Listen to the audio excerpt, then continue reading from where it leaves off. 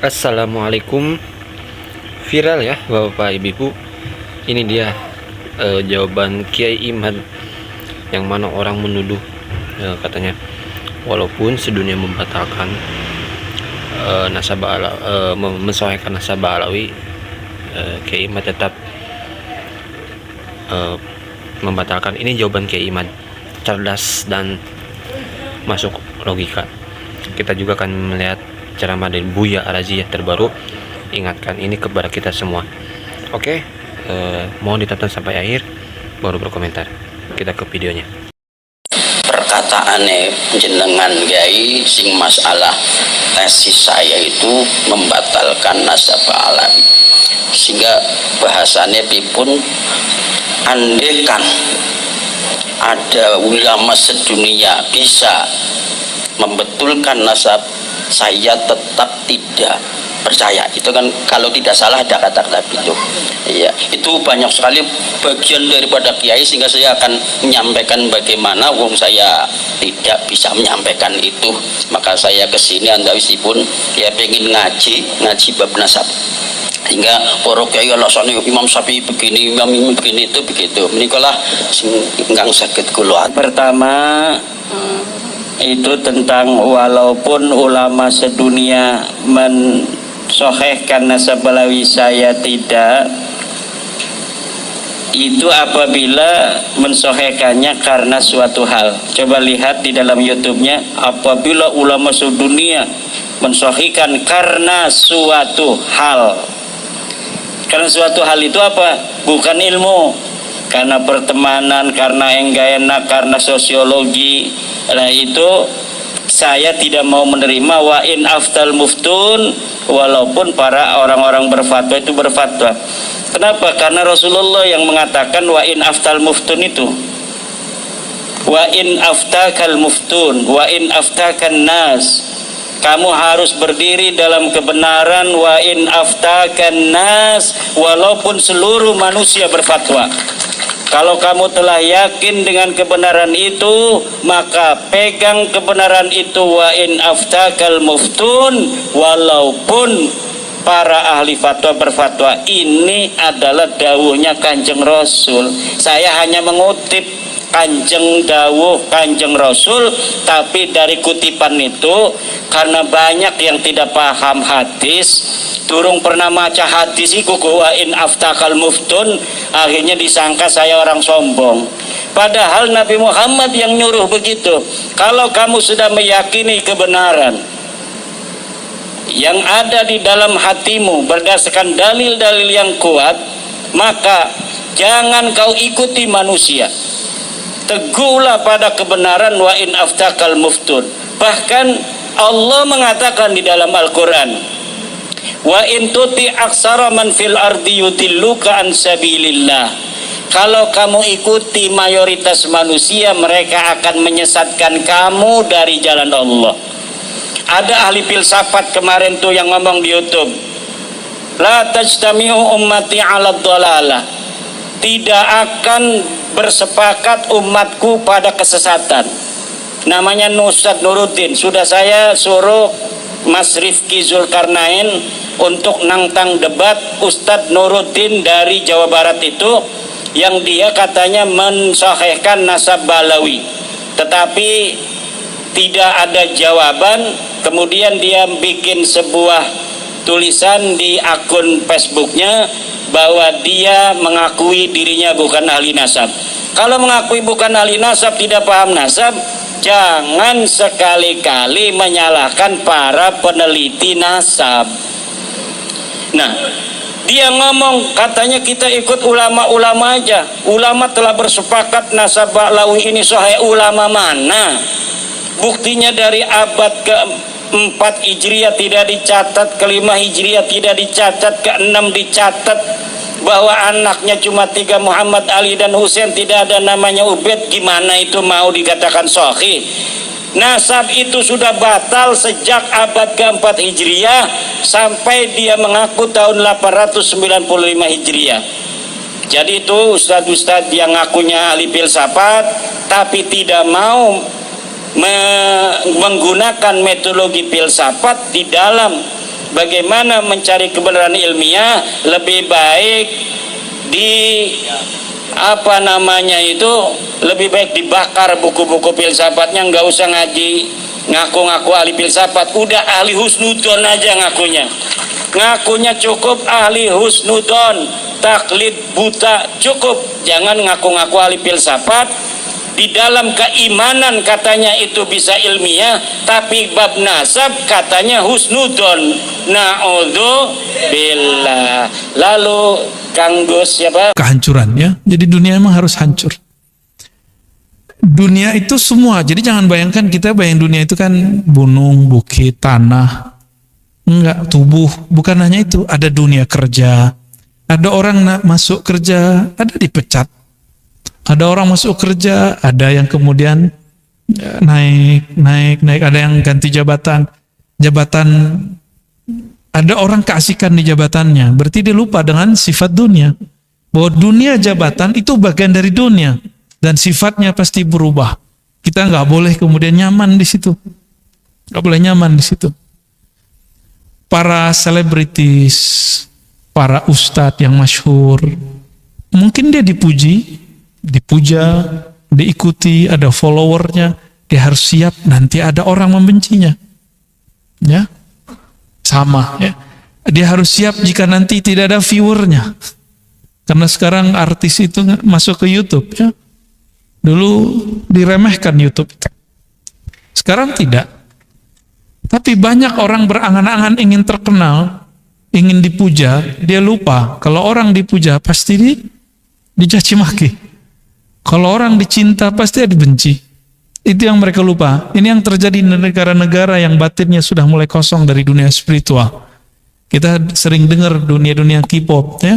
Kasihan. Itu setiap hari hampir ada yang bunuh diri. Padahal wajahnya cantik, habis oplas ya. Ya, antum bilang oplas ketemu ngelirik juga kok. Jujur aja lah ya. Kita kan kulitnya so mateng, mereka bening-bening. Orang-orang seperti kita suka yang putih-putih. Dan itu tabiat, masuk ke sisi manusiawi. Walaupun kita tahu dia operasi, orang lihat juga. Nah, dunia begitu, udah tahu busuk, orang datangi juga, udah tahu dia bukan asli, disukai juga. Begitulah dunia, ya. Maka apabila satu lukisan dipuji, maka yang terpuji sebenarnya siapa? Yang melukis satu lukisannya. Sebenarnya pelukisnya. Jika antum dipuji orang karena ilmunya oke, wajahnya bagus, kerjaannya oke, sebenarnya yang dipuji adalah Allah yang mengilhami itu semua. Allah yang memberi itu semua. Baru antum boleh terima pujian. Ini kata Imam Nuthailah Sekandari. Kamu tidak boleh terima pujian kecuali kamu melihat yang dipuji adalah Allah. Kalau enggak mending menghilang. Ya.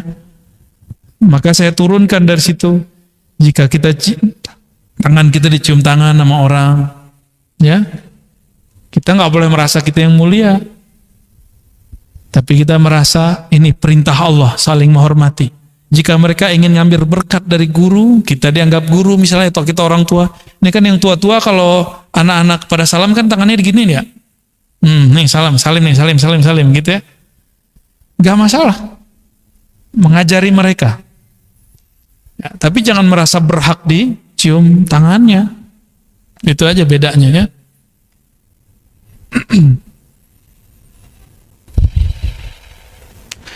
Lalu apa kata beliau? Kata pensyarah ini, nama imamnya Imam Ibn Ajibah ya.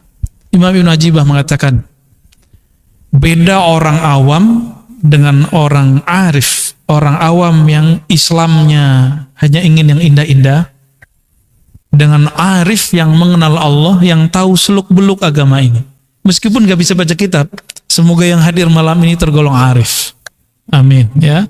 Walaupun gak bisa nerjemah Quran, ya gak apa salah. Nanti gak ditanya kok Pak, bisa gramatikal bahasa Arab gak dikubur, gak ditanya. Ya, yang ditanya, kamu kenal Allah tidak? Ya, man rabbuk, siapa Rabbmu? Apa kata beliau? Min adabil arif, ciri-ciri orang arif, orang yang bermakrifat, beda dengan orang awam. Allah yastaghrib syai'an min tajalliyatil haqq. tidak pernah merasa aneh, tidak pernah merasa sulit menerima apapun yang Allah tajallikan, yang Allah tampakkan, yang Allah mau. Ya, anak saya diambil Allah, kan Allah yang mau, Pak. Apalagi nih kejadian kita, guru saya diambil Allah, apa saja. Ada yang dikasih, ada yang diberi, ada yang lahir, ada yang mati, begitu terus.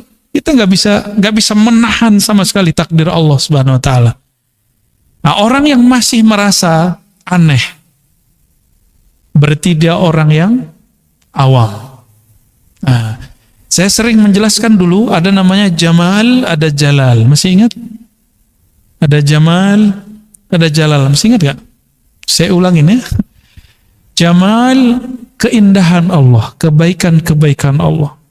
Sedangkan Jalal, keindahan Allah tapi dalam ketegasan. Kalau Jamal, keindahan Allah dalam kelembutannya. Nah, kita ulangi terjemahannya ya. Kalau Jamal, Jalal secara harfiah, Jamal indah, Jalal mulia. Tapi bahasa Indonesia kita memang agak kurang kaya dalam menerjemahkan bahasa Arab. Karena Karim diartikan mulia, Aziz diartikan mulia. Terus apa perbedaan tiga kalimat ini? Lain. Kenapa iblis bertawassul dengan sifat izzah, bukan dengan karam? Bikaramika, dengan kemuliaanmu, karim. Karena lain makna aziz dengan makna karim. Apalagi jalal dan jamal. Ya, jalal, jamal. Jamal itu kita berkumpul malam ini. Enak kan? Kalau ngaji-ngaji doang enak. Coba antum diajak berjuang, mau nggak? Siapa yang mau diajak berjuang? Kalau ngaji itu jamal. Diajak berjuang, bikin pesantren, bikin pergerakan dakwah. Siapa yang mau pahit-pahitan begitu? Ya. Bagi siapa saja yang mengalami masalah diabetes, penyakit jantung, kerusakan retina, bukan hanya itu. Perjuangan itu nggak harus politik. Karena politik itu fardu kifayah. Dan saya memandang diri saya tidak layak untuk terjun ke politik.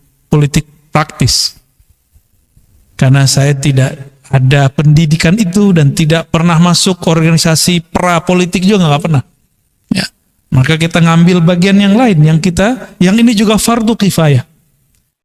Nah, ini adab nanti antum ketemu guru manapun. Jangan paksa dia memilih pilihan kita. Atau membicarakan politik ala kita. Karena mungkin siapa tahu dia tidak menguasai.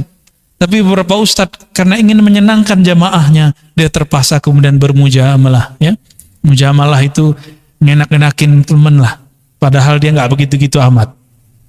Tapi lama-lama kalau ketemunya komunitas begitu terus setiap hari begitu lagi, besok begitu lagi, jadi karakter. Dia takut menunjukkan dirinya yang sebenarnya. Inilah yang terjadi pada guru yang mengikuti selera muridnya. Ya. Bukan murid mengikuti hidayah yang dibawa gurunya. Kalau guru nggak bawa kayak selera, dia pakai hidayah. Mau pahit juga diajarin. Tapi kalau mental ya murid enggak. Ya. Nah, ini bahagianya orang yang mental murid jadi guru. Mental murid jadi guru. Nggak siap dibenci. Nggak siap berbeda dengan orang lain. Nggak siap beda dengan muridnya. Takut nggak diundang lagi. Ya. Gimana Pak? Baik. Jamal, ya beginilah. Ini Jamal, nggak ada pengorbanan. Antum korbannya cuma berangkat dari rumah ke sini. Ya. Kalau beragama cuma itu, gampang sekali beragama itu. Ya. Maka beragama harus ada pengorbanan. Kadang korban perasaan. Gak hanya korban duit. Kalau korban duit orang biasa, korban perasaan ini yang paling berat. Ya, karena perasaan itu bagian dari yang disebut nafs, jiwa, ego. Ego ini harus disembelih. Ego itu harus dibakar. Kalau enggak, dia akan merongrong. Dia seperti anjing liar, anjing gila yang ada dalam diri. Ya. Kalau kita tidak tundukkan dia akan menguasai kita. Nah, itu sebabnya ketika orang berjuang itu banyak yang berguguran. Kalau sudah jadi sebuah pergerakan, apakah namanya thariqah, apakah majelis zikir, apakah pesantren, atau majelis dakwah, majelis selawat, itu akan banyak begitu. Sesama jamaah diuji, sesama pengurus diuji, ya. Pengurus gimana Pak? Udah kena ujian belum? Udah kan? Ya. Kadang ada yang nggak sepakat, Ustadz tuh kenapa diundang? Nah nanti begitu juga. Ya siap-siap, namanya berjuang. Orang berjuang harus berkorban. Ya. Nah, itu namanya jalal. Jalal itu ketika menemukan sesuatu yang jiwa kita bilang nggak enak, tapi ruh kita bilang itu enak. Itu kemerdekaan dia. Jadi kapan ruh kita yang merdeka? Jika jiwa ini merana. Jika jiwa kemudian disudutkan terus, jiwa kemudian dididik terus sampai kemudian dia menjadi patuh kepada ruh. Baru ruh kita merdeka. Inilah yang disebut al-insan al-kamil, manusia yang sempurna. Dan itulah Rasulullah Sallallahu Alaihi Wasallam. Nah, kita sedang proses ke sana. Semoga Allah mudahkan. Ya.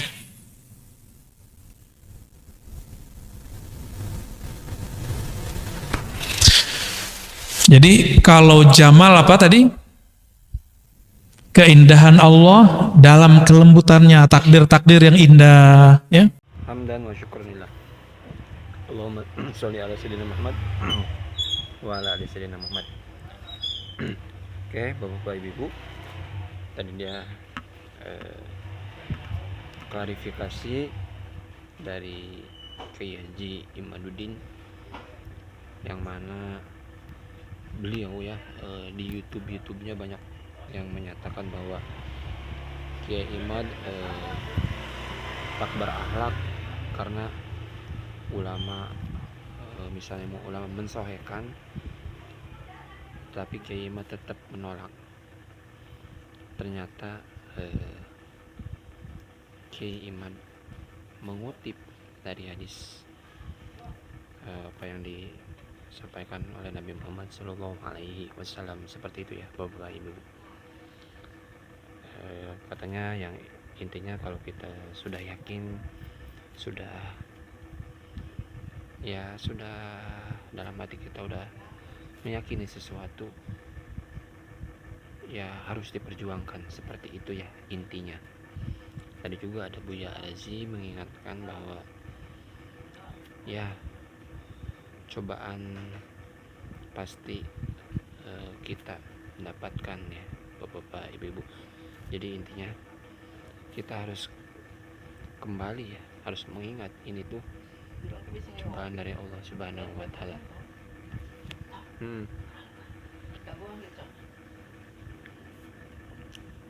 Nah, seperti itu ya Bapak Ibu. Oke, terima kasih, sampai berjumpa di next video. Ambil yang baiknya video ini dan buang yang buruknya. Semoga sehat selalu semuanya. Terima kasih. Assalamualaikum warahmatullahi wabarakatuh.